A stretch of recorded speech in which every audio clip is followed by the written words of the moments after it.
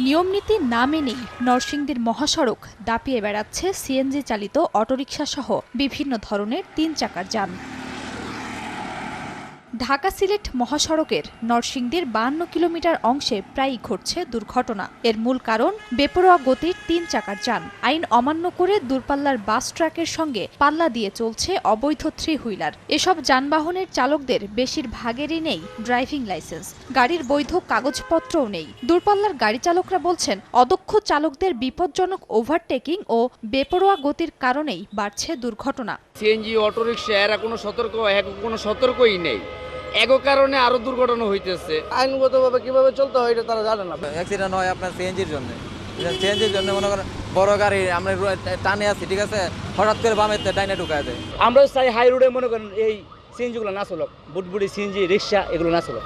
মহাসড়কে সিএনজি চালিত অটোরিকশা চলাচলের অনুমতি নেই। একথা জানা থাকলেও চালকরা বলছেন, অন্য সড়কের তুলনায় যাত্রী বেশি পাওয়ায় মহাসড়কে নামেন তারা।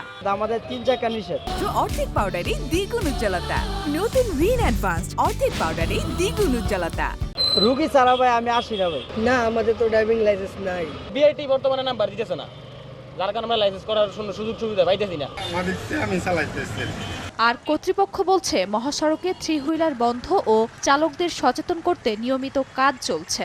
আমরা মাইকেও প্রচার করি যে মহাসড়কে সিএনজি চালাবেন না। সিএনজি সমস্ত গাড়ির ব্যাপারে আমরা বলি যে কাগজপত্র আপ টু ডেট করেই রাস্তায় গাড়ি চালানোর জন্য। ঢাকা সিলেট মহাসড়ক হাইওয়েতে যে থ্রি হুইলার চলাচল করতেছে, কিন্তু ওটা আমরা প্রতিরোধ করার চেষ্টা করতেছি। ২০১৮ সাল পর্যন্ত বিআরটিএ নরসিংদীতে ৪,৩০০টি সিএনজি চালিত অটোরিকশার নিবন্ধন দিলেও বাস্তবে চলাচল করে অনেক বেশি। সময় সংবাদ, নরসিংদী।